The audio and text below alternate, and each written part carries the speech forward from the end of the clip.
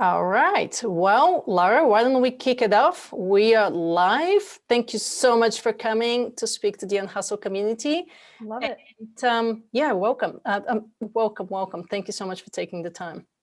Well, I am so excited to be here, Milena, because I love your word, unhustle. It just resonates with everything that I'm about as well, which is creative flow and the neurochemistry behind this very healing brain state. So I'm very glad to be a part of your community.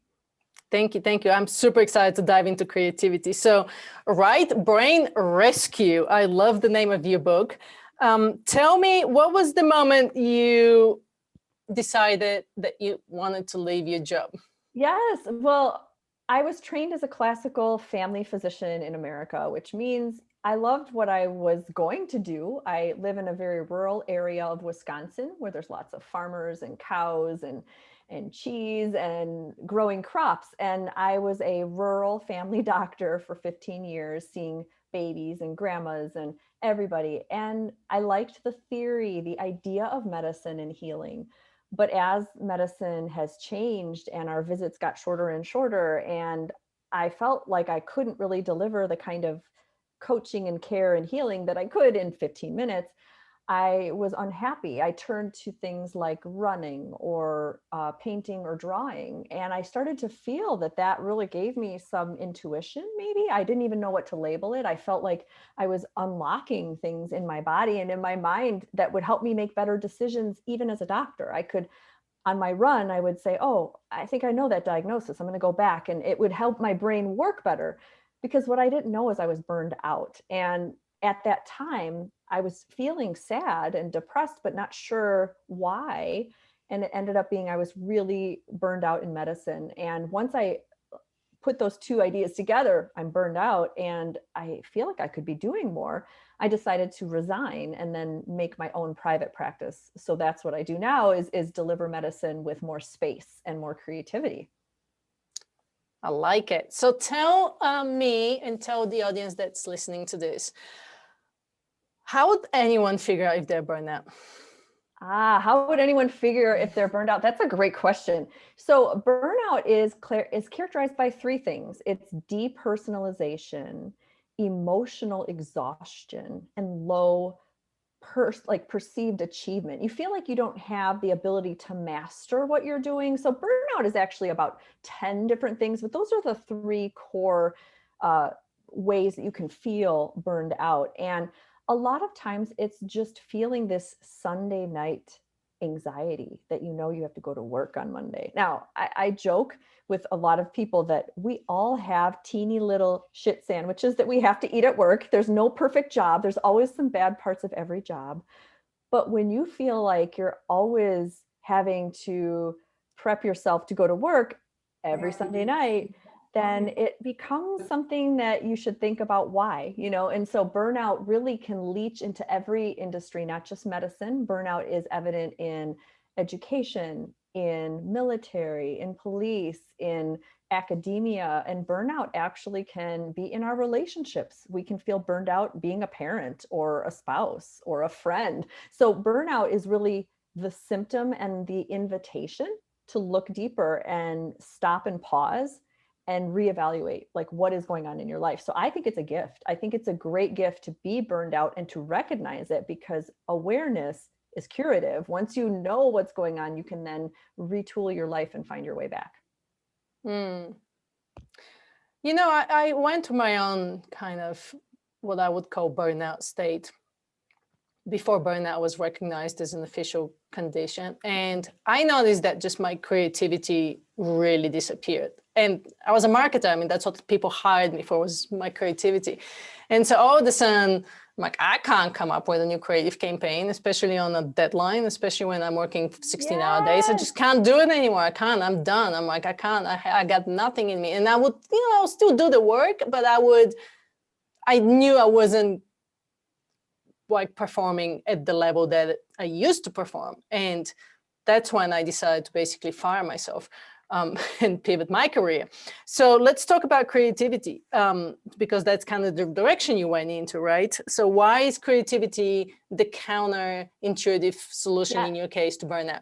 So first I want to talk about your marketing career as a marketing executive, you're absolutely right that burnout is in that industry. I've been asked to speak at interior design industries because they're suffering burnout. Like every industry has burnout, even the creative ones that say, well, we're creative, it's supposed to be fun. But when there's expectations and demands and all these things that are built around whatever industry it is, that's the recipe for burnout. Burnout is loss of autonomy.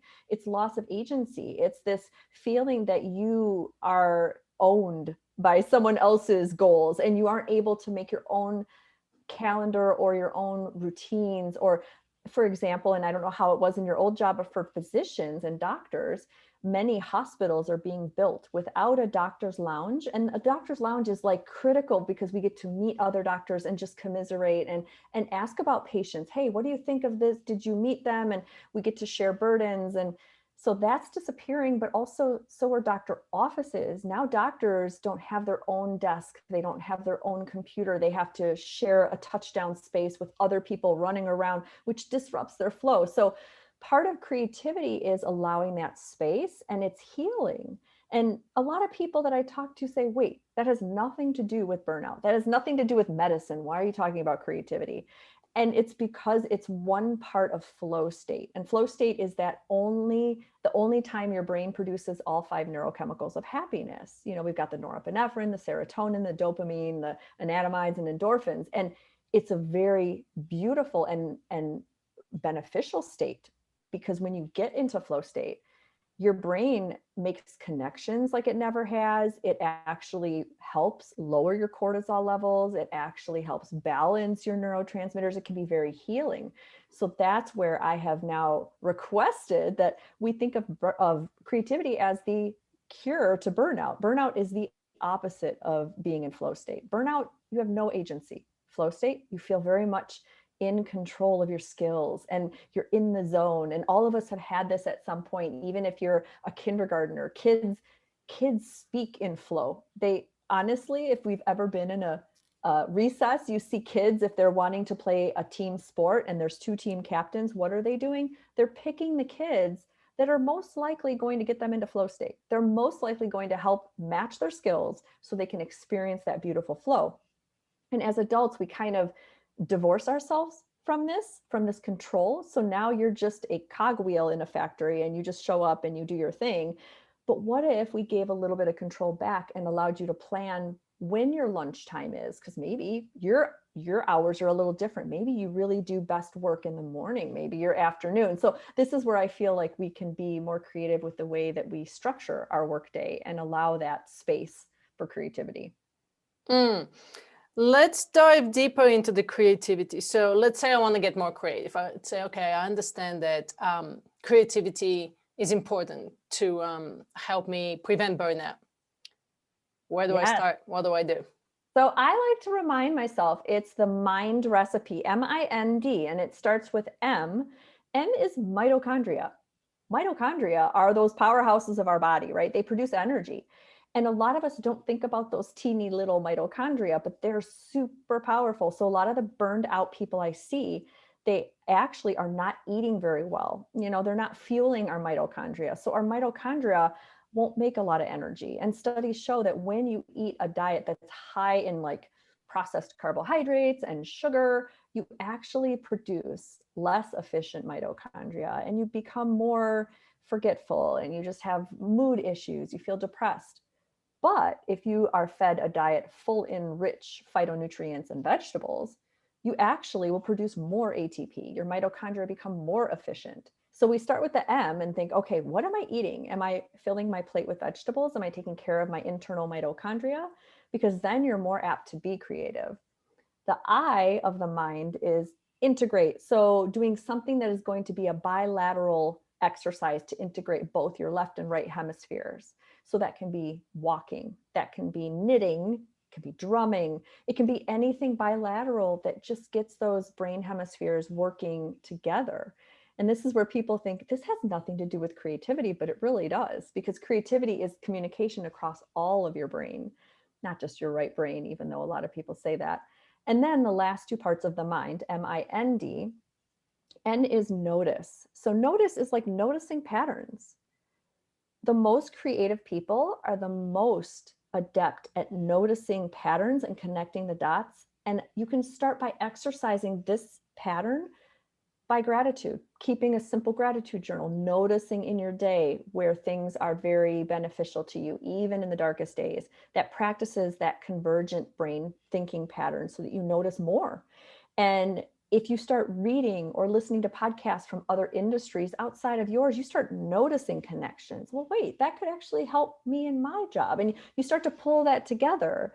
And then D for mind is divergent. It's the opposite. So instead of going close in and being noticing, you're doing divergent. You're casting a wide net, looking at all the different possibilities. And you can exercise that simply by thinking of different lyrics to your favorite song, thinking about 10 ways that you can use a pen. It could be for writing, it could be for pointing, just practicing these little divergent ways, and your brain becomes flexible and more creative. And it's easier for you to pick up that hobby that maybe you put on the shelf. Did you come up with the acronym? Yeah, it serves me well. It served me well. And then I teach it to the people that I talk to, because it's a nice way to hook it. We don't think of our diet, we don't think of food, and then we don't think of really integrating our brain. So yeah, the MIND. I like it. What other ways do you have to renew your mitochondria?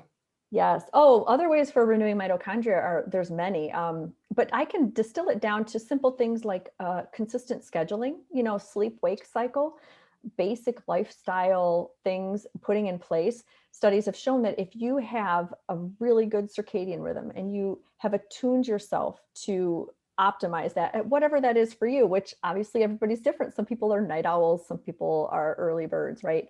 But if you can have a consistent sleep and wake cycle that fits you, you'll have less inflammation. Your mitochondria will be more energized. You'll have less cortisol. It'll be a lot more well-rounded health patterns for you. So you can do work on your sleep, and people can do that easily by powering down their electronics at night, looking at how easy it is for you to drift off to sleep. How often do you wake up? Are you keeping a nice sleep environment with a cool temperature? All these little sleep hacks, right?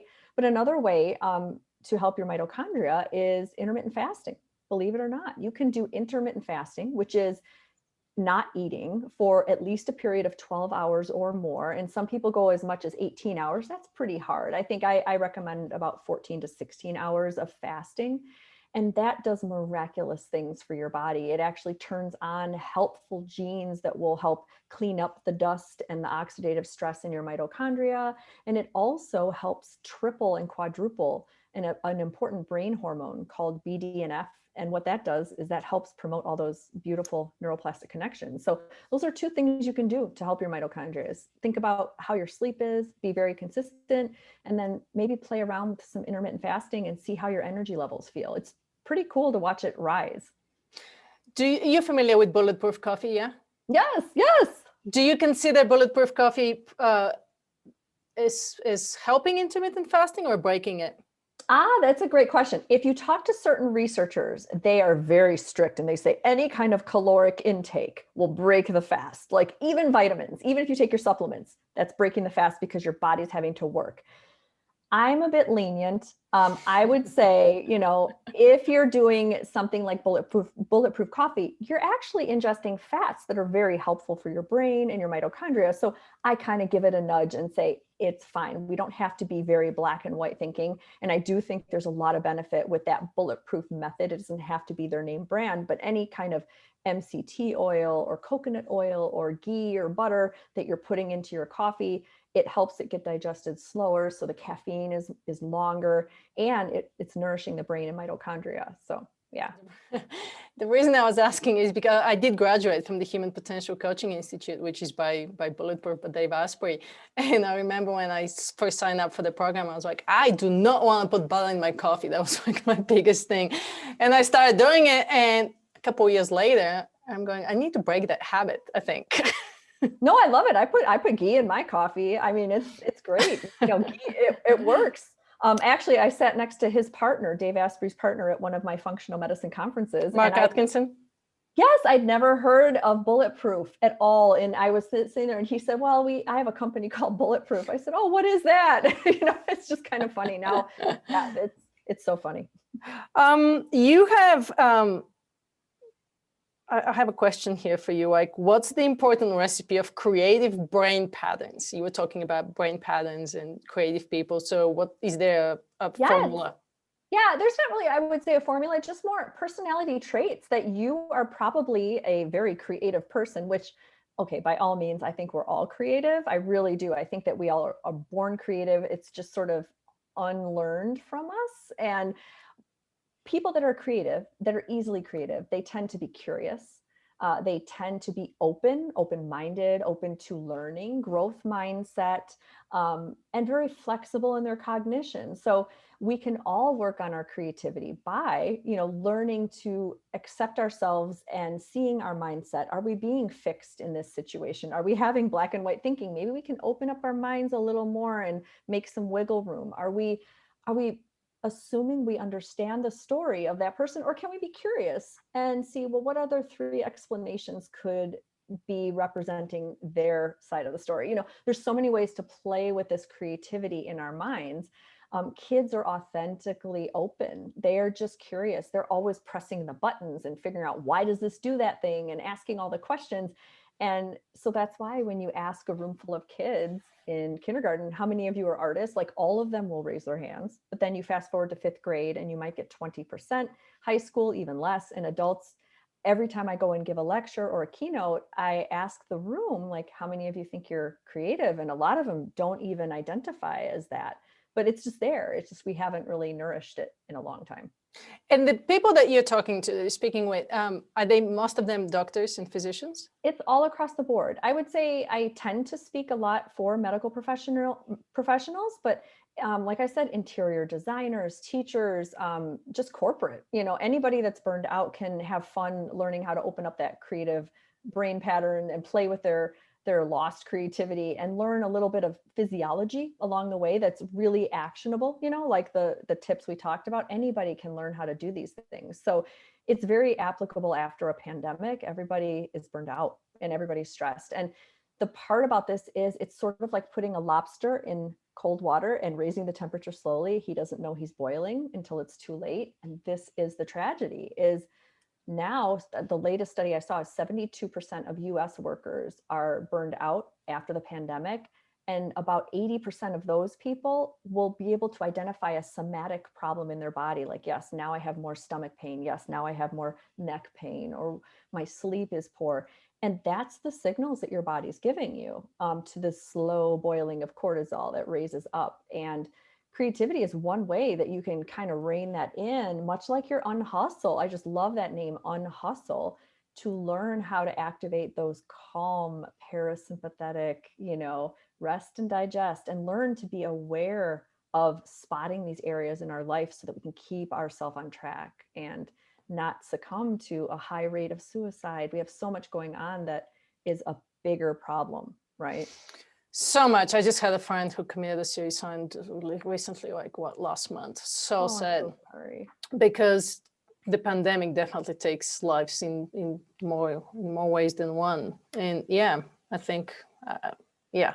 Yeah, really, and this is really how we help each other in the world. There's no one solution to burnout. Anybody who says they have that idea is kind of preposterous, but this is one way that, as the world is toxic, because we live in a toxic world, both with environmental and just humans can be very mean to each other, but if we can keep ourselves internally sparkly and internally balanced and vibrant and creative, then any one of us can have the solution to global warming or the cure for cancer, or, this is how we have to keep this renaissance alive and not dismiss our own innate contribution to the universe, Mm-hmm, mm-hmm, mm-hmm.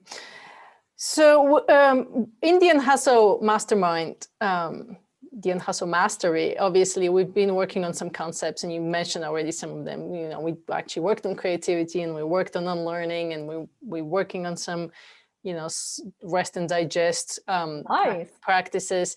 The whole goal, obviously, is ultimately to tap into high performance, to tap into a state of flow. So I want you to explain what is a flow state.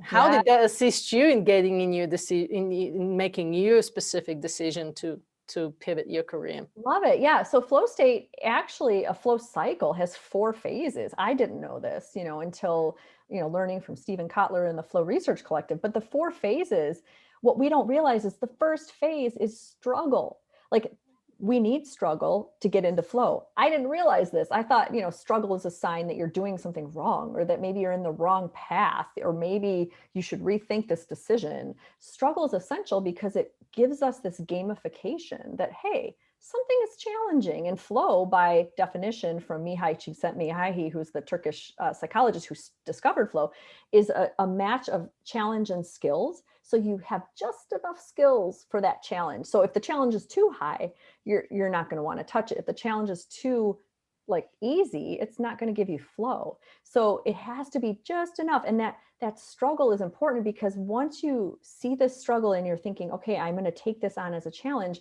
then the next phase is release. Release is when you have that aha moment. And a lot of us have that happen when you're sitting down to do whatever task it is, whether it's playing Tetris or balancing a checkbook and you get into flow, or painting. This aha moment can also be planted in your day. If you tend to find that you get release of good ideas when you go on a walk, then plan that in your day so that you get those. That's what happened to me. I would go for a run at noon, because that's when I would struggle with problems. And then by the end of the run, I figured it out. That's one way. So you plant these little things very strategically in your day. Showers can do it as well. So if you are able to work at home in a pandemic and you know that, man, I'm struggling to get into flow, go take a shower. 72% of people have creative insight in the shower. I just did that. Yes. Literally today. And my husband walks in, he's like, why are you taking a shower at 1 o'clock? I'm like, so who says that I can't? Yes. Yes. And my thing is, make sure that you keep a dry erase board or paper outside the shower so you can write it down, because it will happen. You will have this. And the reason why this happens is the shower water is very calming and it's very distracting, because you're just thinking about the water, but then you're staring at something very boring, usually your wall. And that's what allows those alpha brainwaves of creativity to jump forward, because you're not thinking in your prefrontal cortex. You're not analyzing, you're just daydreaming, and you come up with these great ideas. And the worst part is you get out of the shower and go out your day and you forget to write it down. So I tell everybody, if you're struggling to find release, go take a shower. And then after release comes flow. Flow is that beautiful state that we all crave. And that can be anywhere from 5 minutes of micro flow all the way to 90 minutes, even 120. But that's when, you get your productive work done. The problem is we can burn out on flow, believe it or not. We can actually do too much flow and hit it really hard, thinking that the more we produce, because this feels really good, then we got to keep working. And I've done that. You're in an awesome project and you forget what time it is, and you forget you're really deep in all your senses. So we recommend that you exit the flow by planning a peak exit, which is leaving something a little bit unfinished. Ernest Hemingway used to do that. He used to write half a sentence and then he'd leave, because he knew that the next day he could jump right in, right? And so when you plan that, then you can do the recovery phase, which is the last cycle or phase of a flow cycle. Recovery, which is your unhustle. It's like you said, the rest and digest. It's the yoga, the meditation, making sure you're kind of going back internally and fueling yourself internally before you go back out again. I really like, and I've been practicing a lot, that third area of just living or walking away. Like I told you, I'm working on my book, and I'm walking away while I'm still kind of excited about it. Yes. I've been really practicing that lately, and it's been really powerful. That's awesome. And it's hard to do, because it's so hard to do. Because you want to get it finished. You're like, I'm in the flow. I'm gonna get it finished. I'm like, no, I'm gonna walk away. I know it is hard, because it feels so good to be like, I think I'm almost there. I've got more ideas, and just to pause and step away. I think the thing that helps our anxiety is, if you feel like, and some people have said, well, what if I forget what I was going to do? What if I think I'm stopping ahead of time with a good half a sentence, but then I forget what I was going to say on the other half of the sentence? I mean, sometimes you can just draw a few little notes or something, but it's really helpful to stop while you're ahead. And that's so good for you to write your book and stop while you're ahead. I'm trying. I'm trying. How do you feel about cold showers? I've had these poor guys take cold showers for a week. Cold showers are they hate me. You know what? I am a big fan of Wim Hof's research, and I know that it helps. But you know what? This is my I'm taking a pass on the cold showers because number one, I live in Wisconsin and it's cold most of the time in the winter. So I run in the cold and I'm like, that's good. But that's Wim Hofing too. Yes. What'd you say? That's part of Wim Hofing too. Right. And I know he suggests doing those 30-day shower, challenges where you increase the time in the cold shower more and more. I just can't do it. I can't do it. I'm too wimpy. I know it helps, but someday I might get there. It's just today's not the day. Some days I can do it, and some days I can't. But it does help. It's a practice. Yeah, and it does help your physiology. I mean, you make more thermogenic brown fat. You actually will increase your basal metabolic rate. I mean, there's so many great. I mean, I know the research is there. My left logical brain is saying you should be doing this, but then my other side's like, nope, you're good. Let's not do that right now. Well, the reason I started doing it is because I was tired of the snow and tired of being cold all the time, and it actually helped so much. It does. Like the winters that I haven't run outside diligently, I'm more cold. I'm actually, I'm in my blanket at home in front of the fire. But then when I actually make a habit to go out and run in the winter in the snow, I'm not cold. So yeah. I have one more question for you, and then I want to open it up for everybody else to jump in with their questions. If you guys want to just type it up in the chat room, that would be awesome. And Colleen lives in Wisconsin as well, so you guys might be neighbors. That is awesome. Let's talk about you saying you're a drug dealer. Yes. For the 6th vital sign now. What do you mean by that? So I joke with everybody, I am a physician turned drug dealer, and the drug that I'm peddling is creativity, flow state, right? It's the time that your brain produces those 5 neurochemicals of happiness. So I like to teach, just like every good drug dealer, I like to get people hooked on it, but then I like to teach them how to cook up their own batch. So that's kind of my mission, is to transform the practice of medicine by teaching as many health professionals as I can on how they can unlock their own creative flow state so they can combat burnout and just live with better ease and less stress. And so I think that the 6th vital sign should be creativity. And, some people might not understand what I mean by that. And I'm old enough, I'm 46, I'm old enough to know what it was like to practice medicine before electronic medical records, and before they would do a pain scale. If you go to the doctor now, you have your temperature taken, your blood pressure, your pulse, your respiratory rate. And they added a 5th vital sign, which is this numeric pain scale. Like, how much are you in pain today? And they're required by law to have us ask this question. And that started about 20 years ago. And I remember being confused when it started because I was still in training, and all of us looked at each other like, but that's a subjective measurement. That's not objective. It's not keeping you alive, like temperature, pulse. I mean, these are vital signs, right? And so ineffectively, what they've done is they've made us focus on this negative human experience of pain. When if you take a more grandiose Zen Buddhist approach, we're all going to have pain. Life is painful. We're not going to have a painless life. But now doctors have been punished, sued, and basically chastised if they don't fix the pain. Like, they're required to ask about the pain, and they have to have a plan to fix it at every single visit. So now why are we surprised that 20 years later we have an opioid epidemic? We have heroin overdoses. People are trying to numb themselves from pain because we've kind of given them this subliminal message that you shouldn't have pain. And so my little counteraction to that is, well, then let's tack on a 6th vital sign where we ask all our patients, and what brings you joy? What do you do for fun? What is your hobby?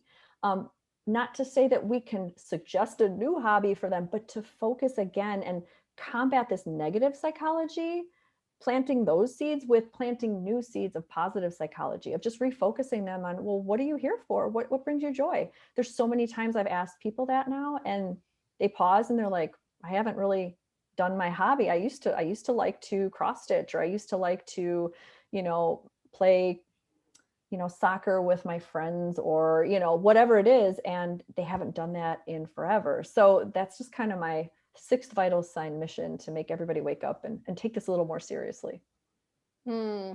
Well, thank you so much. I firmly honor your mission. I think going after burnout, especially in the health and medical profession, is very, very honorable, and I really admire what you're trying to do, and really needed and very timely.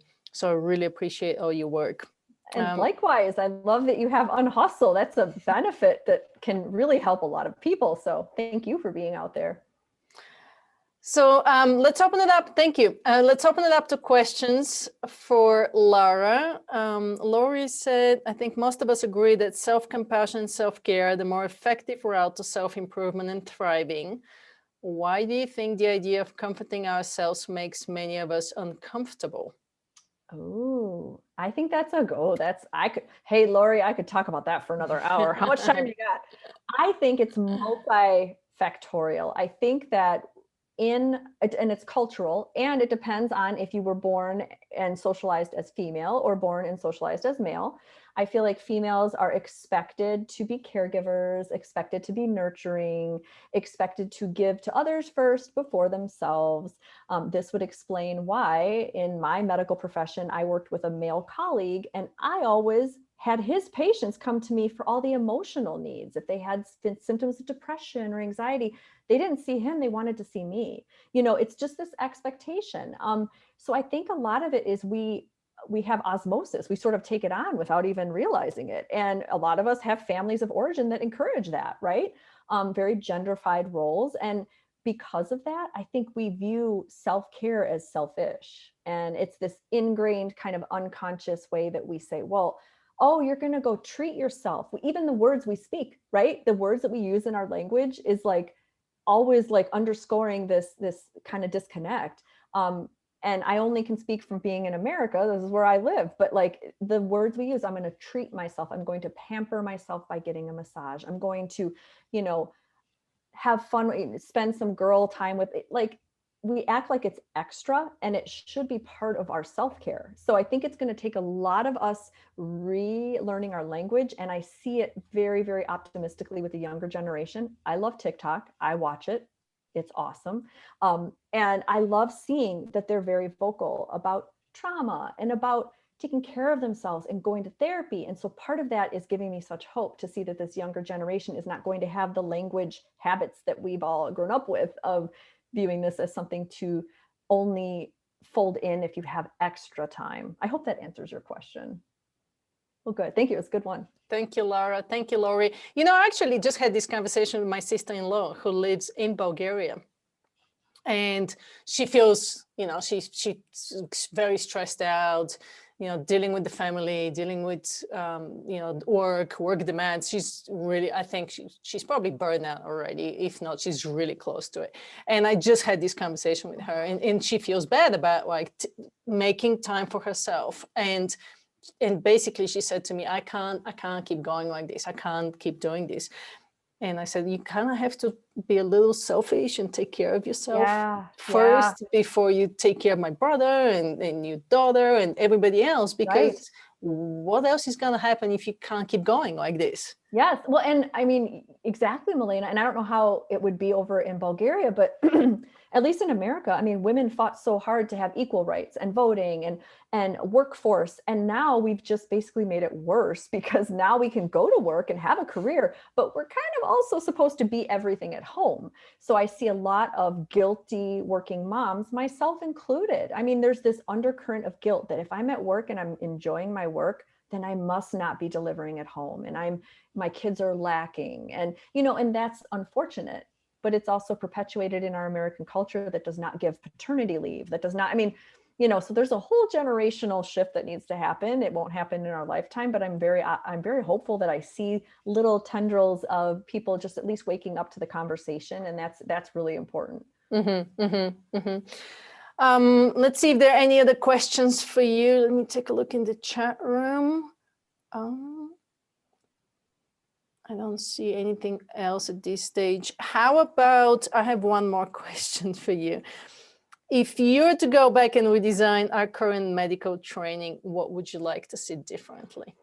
I think this could be extrapolated to all industries. I would love that when you hire an employee, or in this instance, a doctor, that doesn't become the end of the conversation, that it becomes the start of a relationship, that you hire them and then you ask them, okay, in a month, in 3 months, in 6 months, in a year, what works for you? What is your personality?